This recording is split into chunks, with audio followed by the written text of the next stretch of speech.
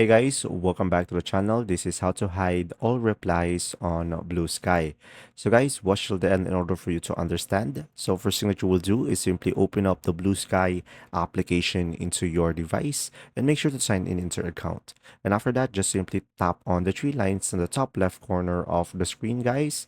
And after that, just simply go ahead and go to the settings over here. And now just simply go for the content and media. And after that, guys, just simply go ahead and go to the following feed preferences, which is the third one over here. And now you should be able to see here, show replies.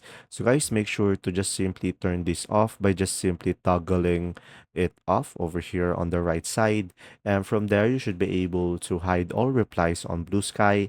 And guys, if you want to hide the others as well, you can just simply go ahead and toggle the show repost. You can turn that off as well, and you can turn off the quote post as well.